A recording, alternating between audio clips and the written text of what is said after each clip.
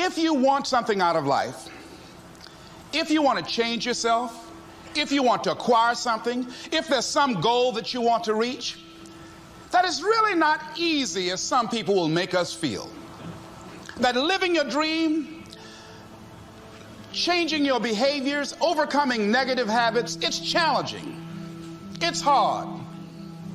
Most people go through life never discovering what their talents are.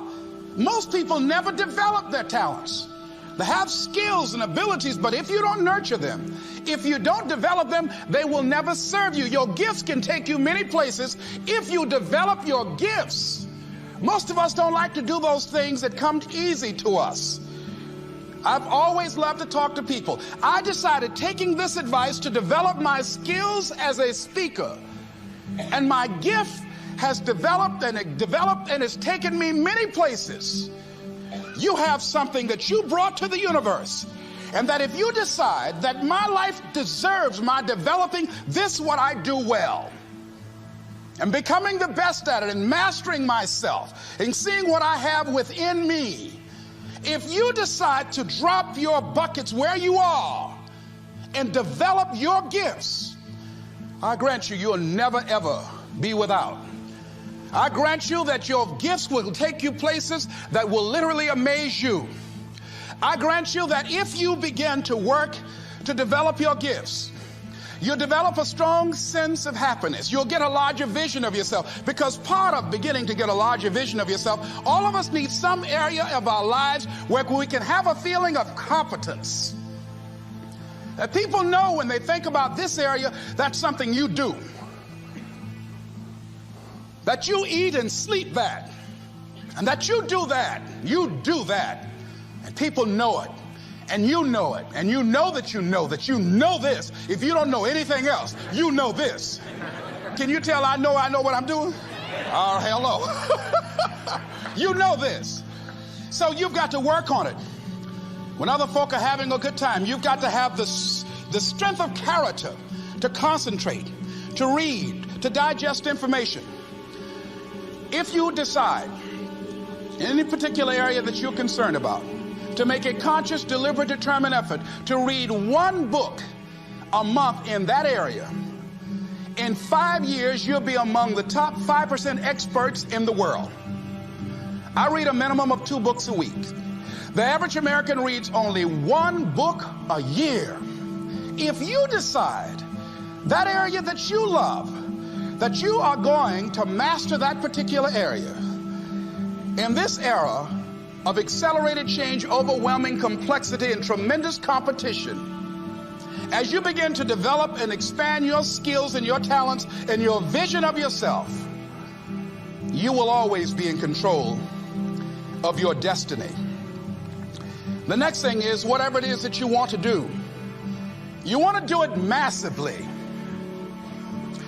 I have a friend who was telling me that his sales were down. I said, well, how many phone calls you make a day? He said, 25. I said, double them. Make 50 or 75 or 100. He said, oh man, that's just too much. What do you mean too much? You behind on your bills? You're talking about too much? You know one way to get back on your feet real quick is to miss 2 car payments? You talking about you're tired? There's no competition out here. Decide that you're going to push yourself. Most people won't do that. Most people give up on themselves easily. You know the human spirit is powerful. There's nothing as powerful. It's hard to kill the human spirit. They asked Benjamin Disraeli, a man who became the head of a country at a time when Jews were not allowed out after 10 o'clock. They said, how did you do it? How did you achieve it against such great odds?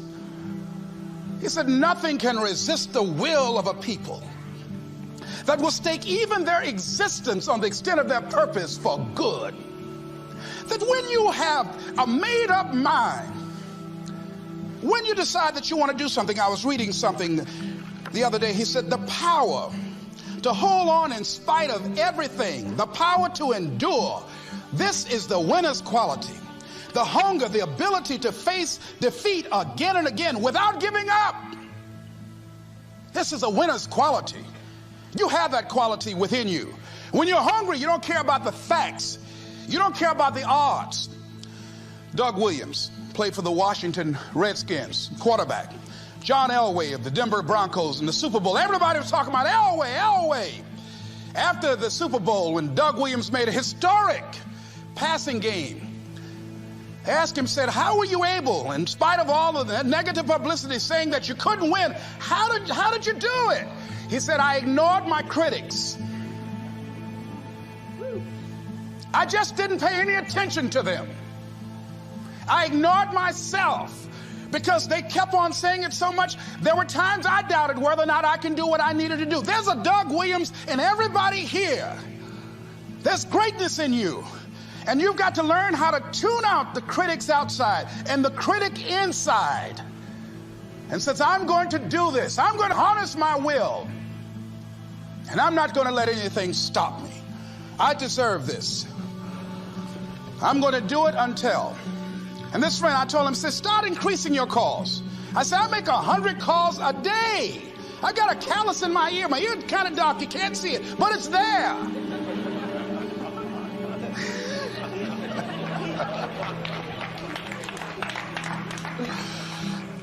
His sales have increased. He's working harder now.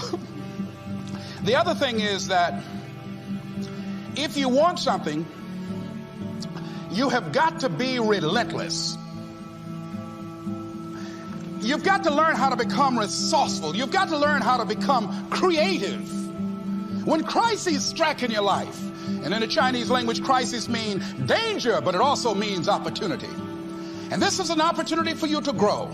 And you've got to be so relentless, regardless of what comes down the pike, that you're always looking for a way to get over, always looking for a way that you can break through, always looking for a way that you can win, always looking for a way that you can strike a telling blow. And pretty soon, I think there's some people watching us in the universe that say, wait, let's call a meeting over here. You know that guy Mustafa? Look at him down there. He won't stop. Just that fool don't know he can't get over. Look here. Why don't we do this?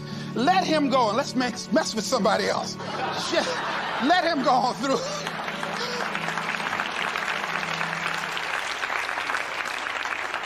Life will just get tired of whipping you sometimes. And just say, let's just let this one go. I believe this. Now, no one has told me this, but I just kept on kicking. I didn't have sense enough to stop. I was intelligently ignorant. I didn't know what I couldn't do. So I just tried anything. And the fascinating thing about life, because you can't get out of it alive, you might as well have a good time, you know? You might as well have a good time. Live your life with passion, with some drive.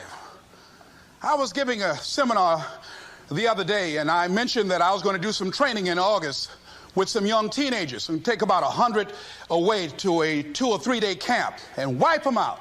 I've been working on this. So after the speech, one of the parents walked up to me and said, Mr. Brown, I'd like for you to do something for my son. He's not motivated.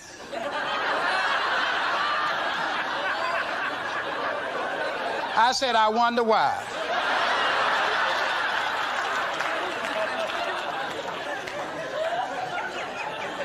I wonder what's wrong with him. He had no fire whatsoever. See, what you do speak so loudly, folk can't hear what you're saying. And so if you don't have any fire, you know, you've got to watch the people, the relationships that you develop. Have people of kindred mindsets. If you're around folk who are dead and negative all the time, they will affect you. You want people that are around you that have smiles on their faces, looking good. I was telling a group last week, Abraham Lincoln refused to hire a guy because of his face. They said, but the guy can't help it. He said, anybody over 30 is responsible for their face. If you have some depressing face looking at you every day, it affects your blood pressure. Keep these dead faces away from you. It's contagious. This is serious. So you've got to watch your countenance, watch your face, have an uplifted expression, watch your body posture. All of these things affect you psychically. You got to be the kind of person that you are fearless. Fearless. Folk leave fearless people alone. There's some people walk through a neighborhood and every dog in the neighborhood would bark at them.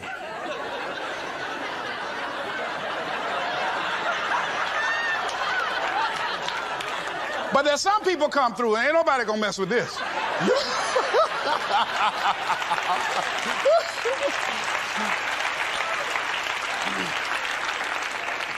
You are unstoppable.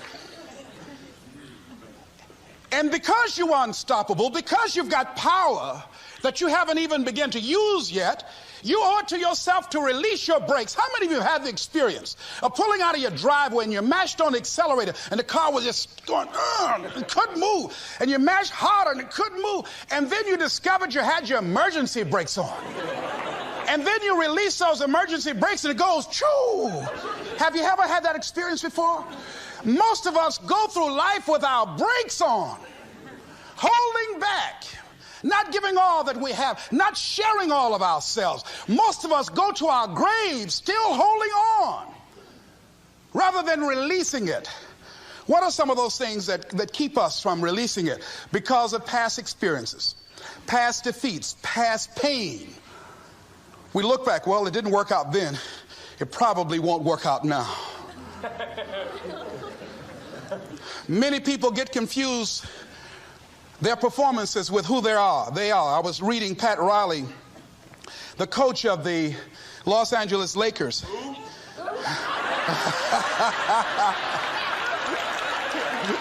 But you're going to like this quote here. After the Trailblazers had blown them out of the water, and I'm sure he said this last night, they asked him, how do you feel? He said, tonight we were exposed for what we are right now.